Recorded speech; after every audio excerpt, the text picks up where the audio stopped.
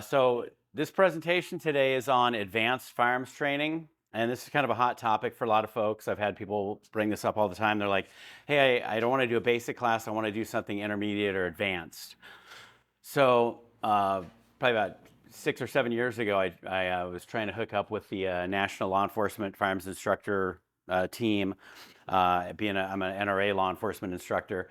I wanted to kind of find out what's the cutting edge, what's the latest information out there on training or advanced training.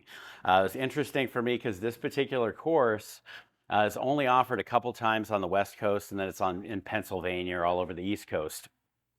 What ended up happening is I signed up for the class probably 4 or 5 years ago, and then we ran into all kinds of problems, like the class was full. They had specific ranges where you had to be law enforcement to get on the range or to be on the range because of their rules and regulations or whatever it was. So needless to say, it took 4 years, at least 4 years for me to get into this particular course. And this is the first time I'm sharing some of this information with you guys. It's not secret, but it's just information that's really valuable. And I'll tell you a little bit about the program origin. It was Jason Westerberg, who's the founder and in charge of the National Law Enforcement Firearms Instructor Association, basically was tasked with his department to develop better training, but you can't have any more money, can't have any more ammo, you can't have any more time. And he's like, oh, how are we going to do that? How are we going to maximize training time and make it actually work?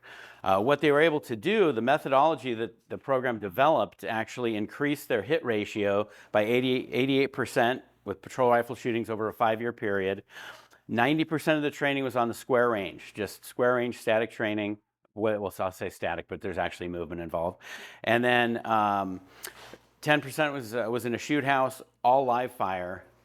We got seats up front here too. You gotta sit way in the front.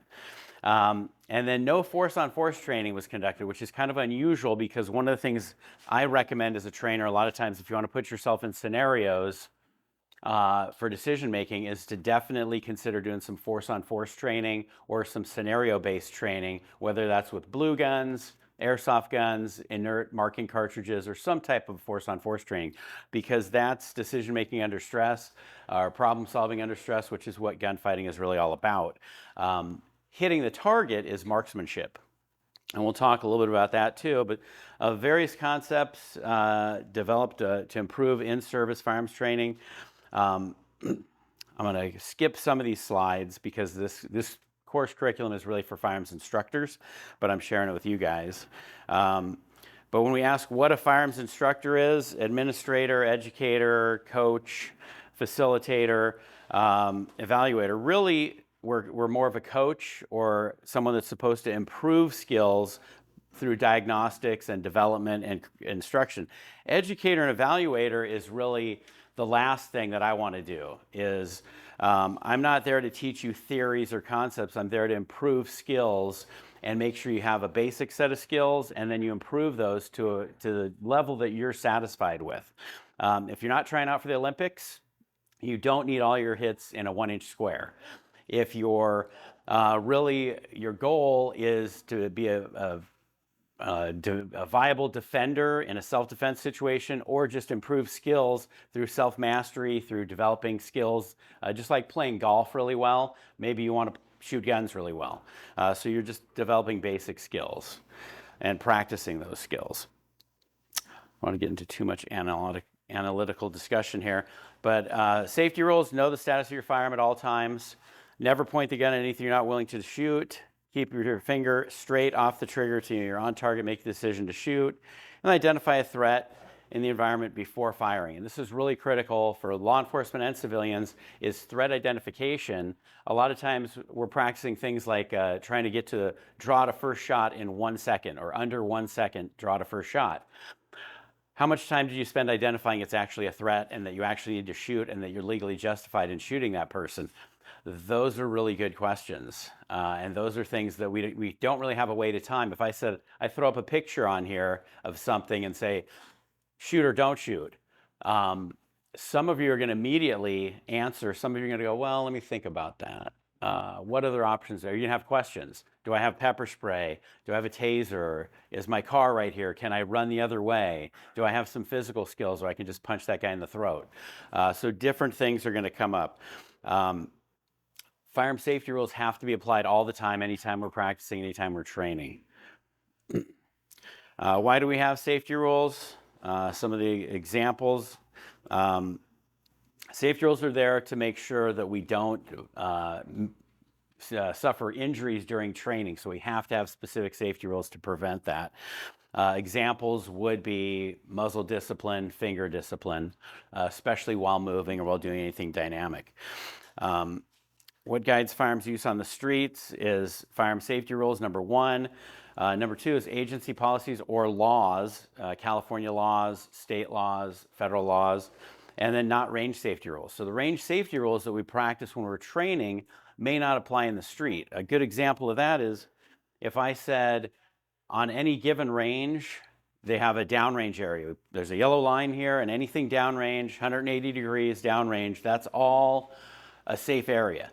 Well, show me an area outside this building, a parking lot, a shopping center, a mall, a church, where you can just go, that's a safe area over there. You can point your gun anywhere over there because we don't care about the group of people over here. This area, point your guns wherever you want. So it really, there's no safe area in the real world because it's 360 degrees, up, down, left, right, front, and back. So that range safety rule of keeping the gun pointed down range when you get into an environment with lots of people kind of goes away, and now you just have to avoid pointing your gun at other people that are non-threats. And that's something you have to practice. I say practice it with your blue gun.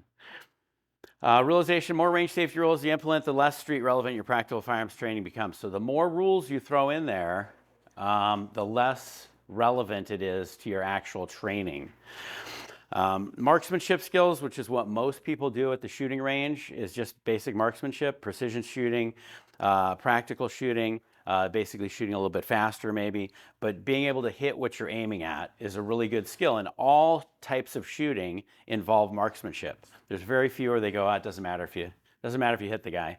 It's primarily marksmanship is kind of step one. Fundamentals, stance, grip, breathing, sight picture, trigger manipulation, follow through. These all apply, and there's different ways to practice and teach and learn these. And there's different ways to improve skills and different things we do with coaching and kind of one-on-one or in smaller groups. It's easier to do than in a big group class. But you have to build these skills in order to obviously shoot at a higher level or have the ability to put these skills together in a stressful environment. We all know the basic definition of fundamentals. Unconventional look at fundamentals. Stance and grip really is your shooting platform. So that stance and grip is how you hold the gun and how you stand with the gun. That's something that should be as foundational as how you swing a baseball bat, how you swing a tennis racket. So you want to be proficient at that. How you get proficient at stance and grip? Practice, practice, practice. Practice your correct grip, practice your correct stance. And then keep in mind that stance changes. If you change your elevation to a kneeling position, a squatting position behind a vehicle, hiding behind cover, shooting while moving, your stance definitely changes in that environment. So practicing in different environments is another good option. Oops, I'm stepping on light. Again, shooting platform, stance and grip working together. Your body connects the weapon system to the ground, to the rooftop, to the vehicle, to any type of cover. Breathing. I always say everybody kind of knows how to breathe, but some people aren't familiar with their natural respiratory pause. That's after you exhale, the tail end of an exhale, there's less motion in the body. Now, if I said somebody's attacking you at 7-Eleven and they pull out a weapon and you pull out a weapon and it's going to be a gunfight, are you going to wait for your natural respiratory pause, temporarily pause, hold your breath? Probably not. So when we're talking about real fine-tuning of marksmanship, breathing is rarely a cause of missed shots.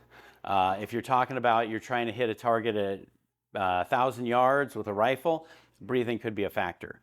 But with gunfights, and gunfights especially with handguns, breathing's very, very rarely an issue because what increases with your stress level? Your breathing, your heart rate, your adrenaline, everything kind of starts pumping a little bit harder. So breathing normally or being able to control your breathing under stress would be a good option there. Sight picture is basically alignment of the shooter's eye, the sighting system, target zone, whether you're using iron sights, a red dot, or any other type of aiming device. The situation and distance dictates the pace. So really your sights dictate the pace of how fast you can shoot based on the size of the target and the distance to the target.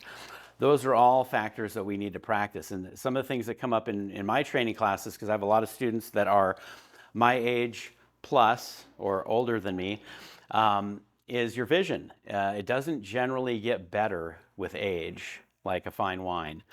What happens is you start to realize it's harder to see the sights. I'm having difficulty getting that sight picture. My front sight's really blurry. And then if I throw in some bifocals or trifocals, now my stance looks terrible because I'm leaning back to try to see my sights. And it's not working out. I'm going to be on a really bad YouTube video somewhere. So things that can actually help you are recognizing the sight versus recognizing sight alignment rather than trying to see a fine-tuned sight. So just recognizing what it should look like when the sights are aligned on the target. The other thing that we sometimes used to call cheating, but it's really just another evolution of shooting dynamics, is a red dot. Red dot optic is really good if you have poor vision, not poor vision like you can't identify the threat. So you still have to have good enough vision to identify that's the bad guy and he needs to be shot. But when it comes down to aligning your gun with the target, red dot can be beneficial. I'll tell you right now, for everybody, it's not necessary, it's not a requirement, you don't need to go buy one, but it can help with target engagement and threat recognition because you're focusing again on the threat, not on the front sight. So if I use the analogy in class a lot, if a 15-foot grizzly bear is just kind of prepping his paws for eating you, and you're interested in putting some rounds on him, your ability to focus on your front sight is probably going to be minimal because of the stress level. But your ability to put a red dot on the guy and press the trigger a bunch of times might still be viable. Target focus firing or point shooting, sometimes called instinctive shooting, has limited applications, usually close in. But the thing for civilians is, where do most of our encounters occur? Statistically, a majority are less than 10 feet, so that's pretty close in. So if you've practiced and trained with some kind of unsighted fire, index shooting, point shooting, something like that, it might work, but again, it might not work.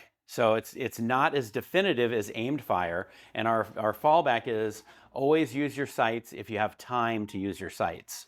The only time I would recommend not using your sights, and I've had students and other trainers I know that have not used their sights in shootings, is when you just don't have time. There's no time to use the sights. And typically what that means is the threat or the target is so close that using the sights wouldn't be viable, or there's just no time to get on the sights because it's happening so quickly. Yes?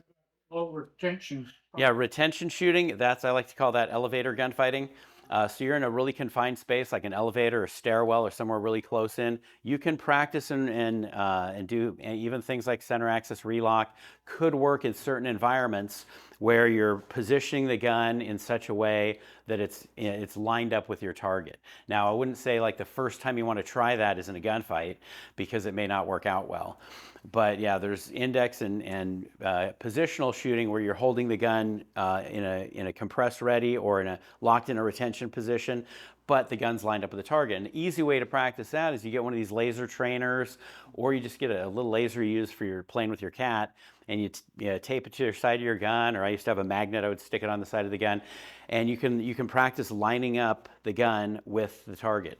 If you have a SIRT pistol, that's a laser pistol, you can do the same thing. If you have any kind of attachment point, a little pick rail on the bottom of your gun that you can put a flashlight laser on, turn the laser on, you can practice lining up your body and the gun with a target.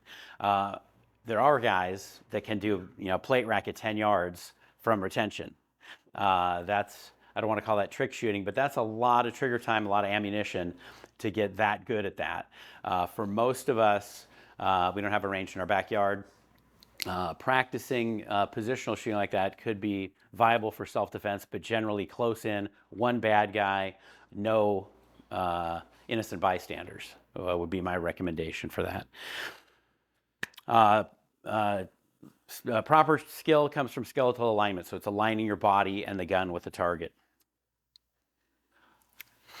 And then I would say, verify your skills with sighted fire. So most of the training we're going to recommend is sighted fire.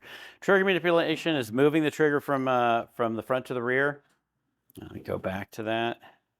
A lot of times we spend a lot of time on either fixing our trigger or making our gun better or buying the latest whiz bang, and I need a better trigger. I need this super lightweight trigger. Actually, it's better to tune your finger to the gun that you have and train your finger on the proper amount of slack that's in the trigger, removing that slack. And then really it's all a matter, I'm going to oversimplify it here and say that it's a matter of lining up your gun with the target, taking the slack out of the trigger and pressing the trigger without moving the sights.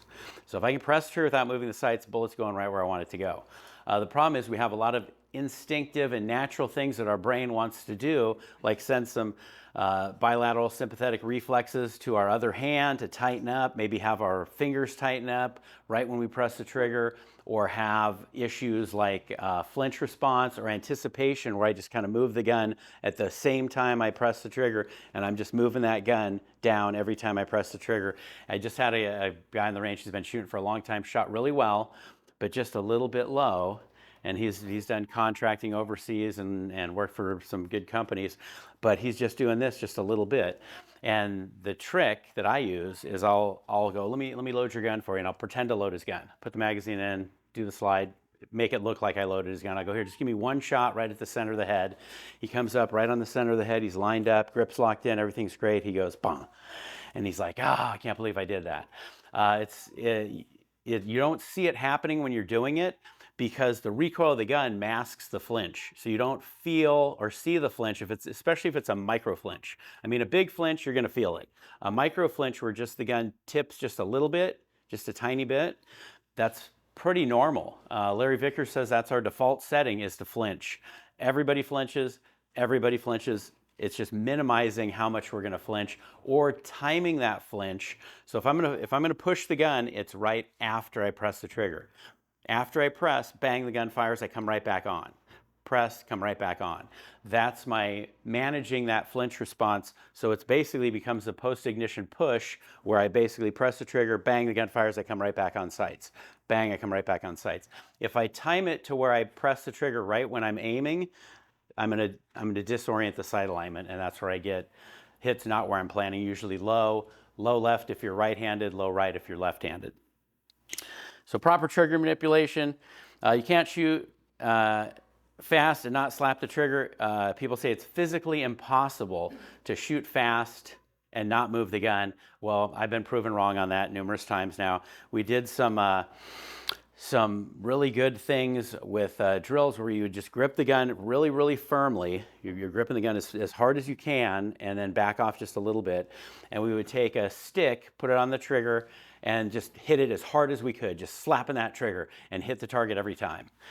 So it shows that you can move the trigger very quickly. And then if you look at the top shooters in the world, like Rob Latham, they press the trigger really hard, really fast. They slap the hell out of the trigger.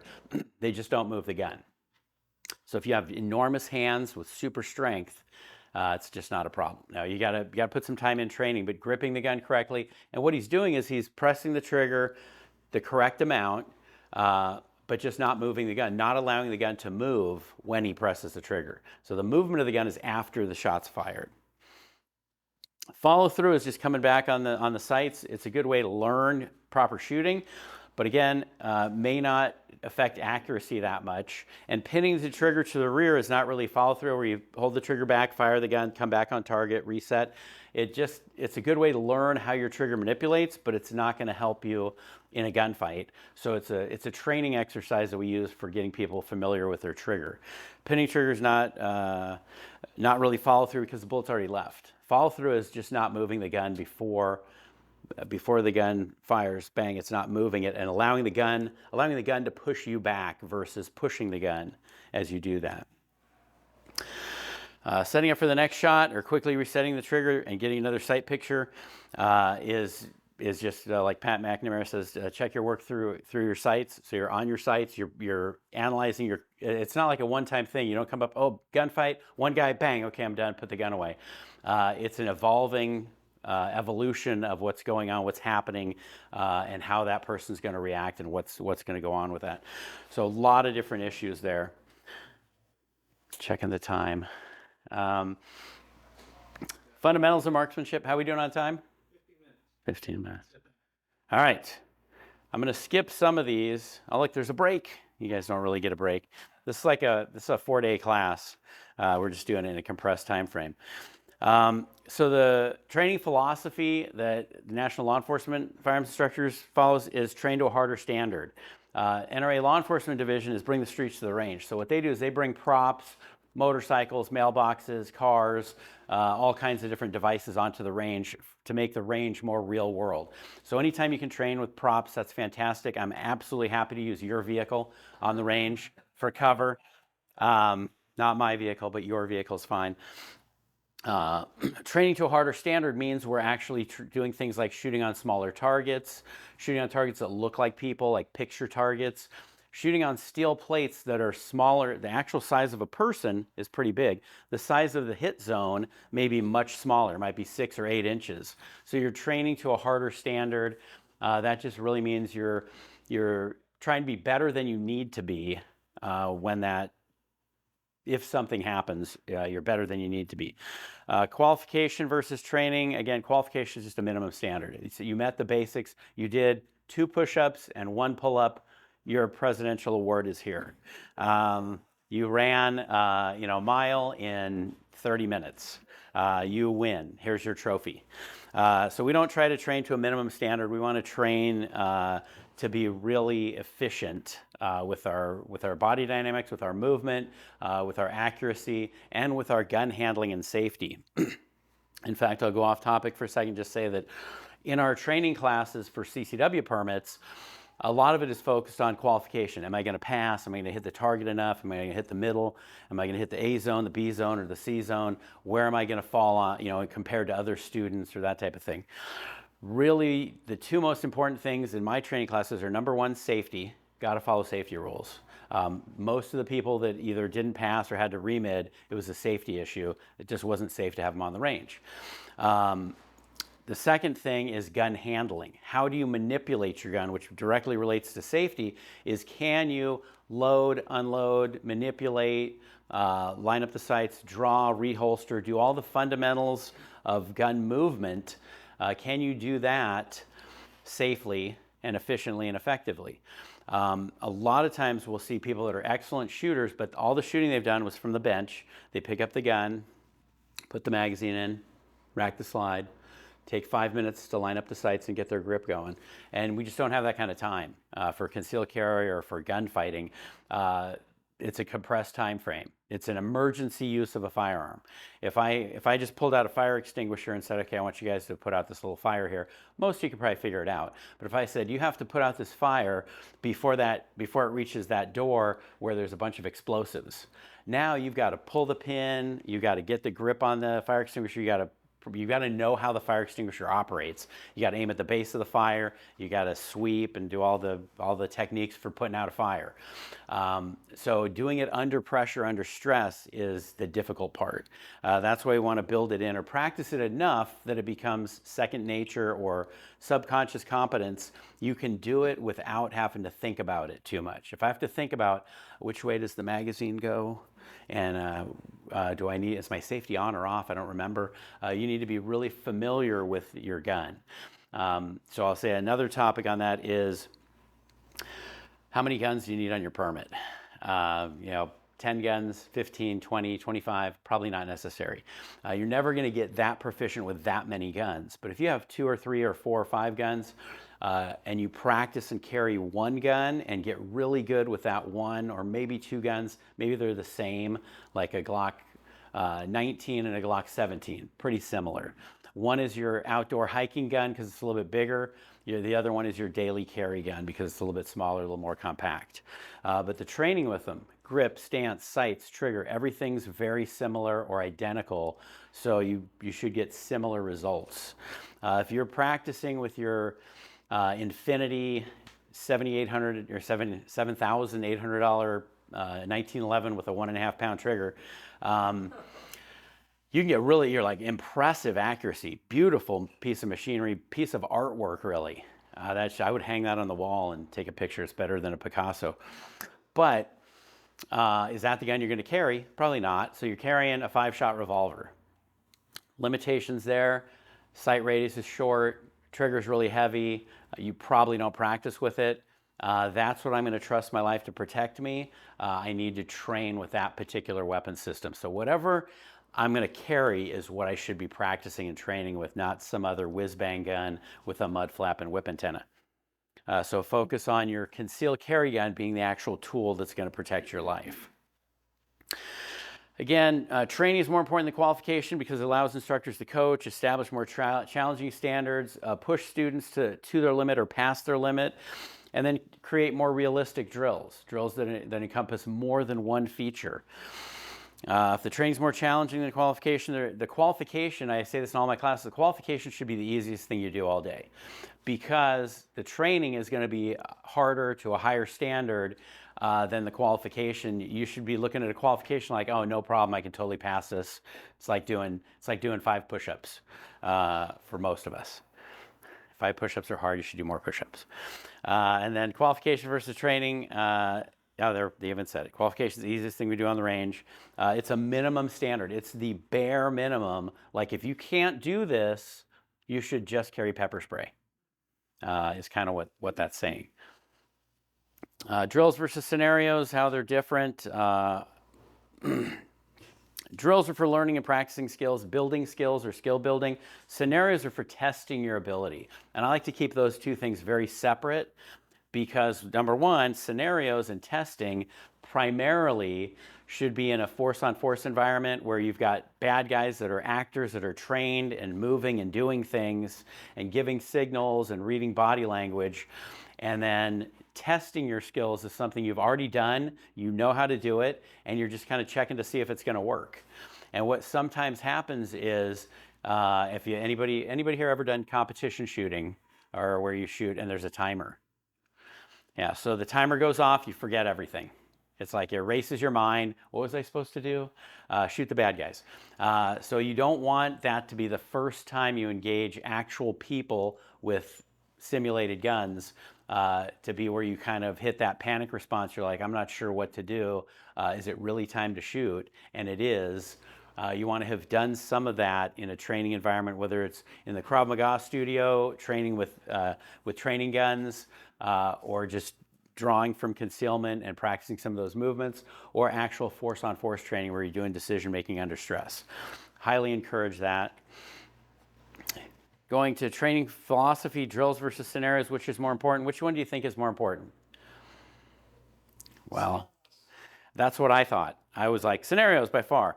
But it's actually drills, because drills are performance-based versus outcome-based. Performance-based, you're basically focused on performing the skills well. Outcome-based, you just want the end result. What's interesting is performance-based is focused on the process of performing the skill sets, so you win. What's important now, you're focused on doing the right thing at the right time, or performing that process to implement that skill. Outcome-based training focuses on the end results, so it can kind of sabotage performance, or not have people perform at their highest level because they're too focused on winning or focusing on, it's like any sport. If you guys all watch Ted Lasso, of course.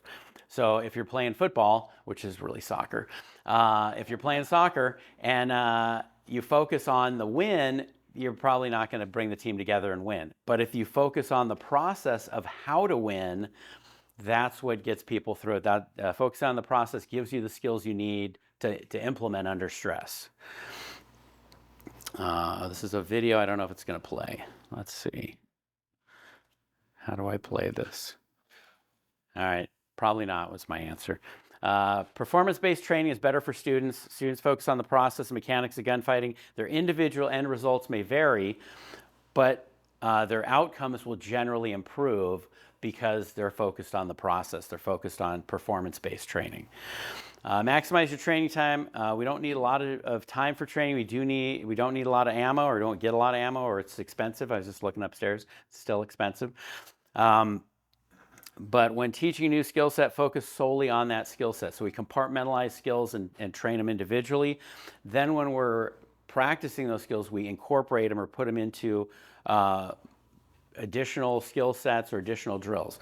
And I like to emphasize the main thing. I'm going to get into the formula that we use for advanced firearms training, or why we call it advanced, is really not advanced. It's not like, oh my God, I'm going to be so much better because I am advanced. It's really putting basics together, and I'll explain that in a minute. I'm also going to give everybody 100,000 rounds of dry fire ammunition for free. So you have 100,000 rounds, and every year, just email me, I'll send you another 100,000 rounds of dry fire ammo. What you want to do is practice all those skills: drawing, reholstering, movement, engaging from different positions. Practice all those things with your dry weapon system, with your SIRT pistol or your blue gun, and build those neural pathways to do those skills, to practice and participate in those skills so that you build them efficiently. The best, I don't want to say the best students I have pay the most money. No, the best students I have, the best shooters I have, spend more time doing dry fire. They have more frequency of practice. Either they're on the range more frequently, or they are dry firing, they're doing some of these drills. They basically are taking this topic seriously.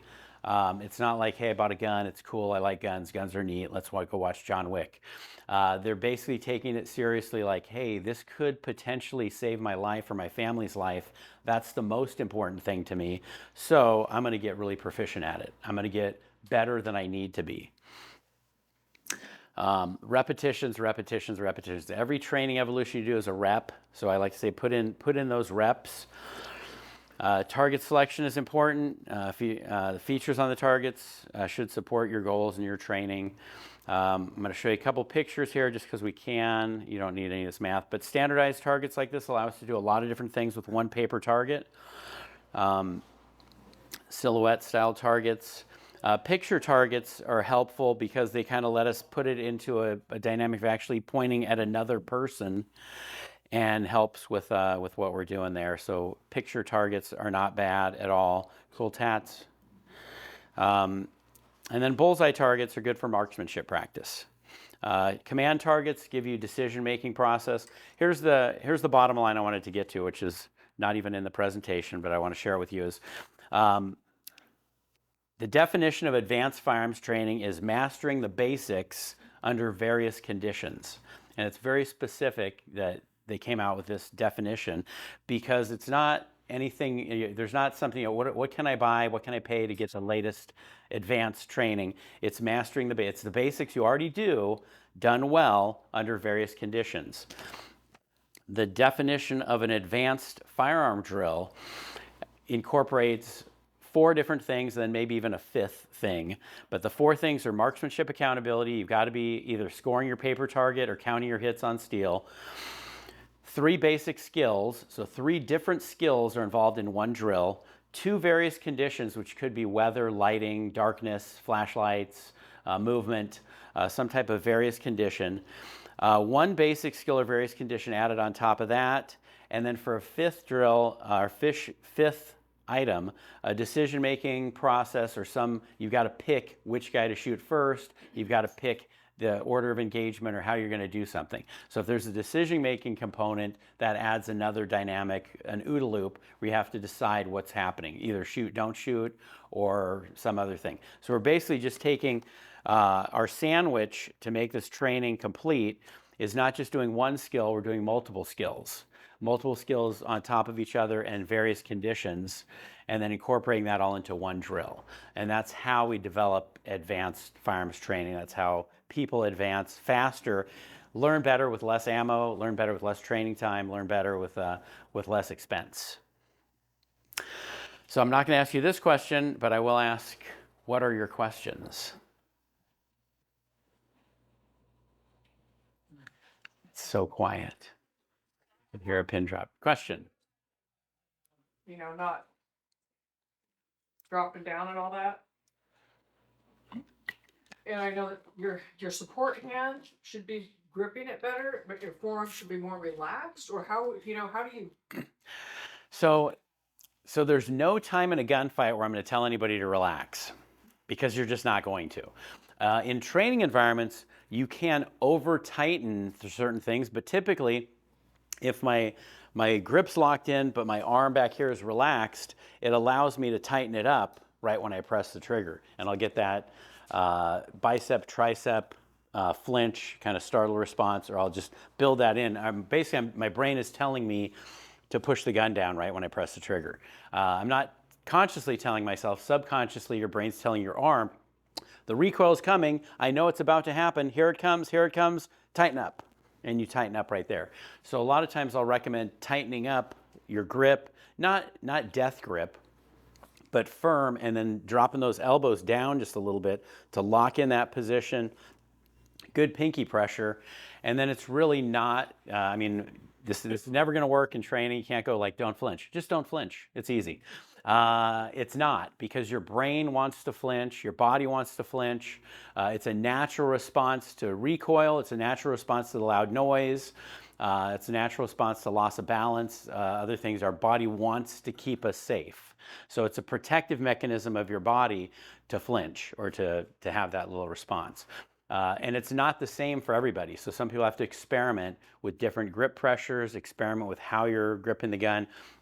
Normally I'll say, you can't fix it if you don't know it's broken. So by having, bouncing a piece of brass on the front side, or doing some of the different drills we do on the range to see if you can press your trigger, and then putting some dummy rounds in your magazine along with live fire, and see if you're shooting bang, bang, bang, and then do you flinch on the dummy round. Those are good ways to identify what you're doing. And then really it's more positive reps of not flinching, less flinching reps.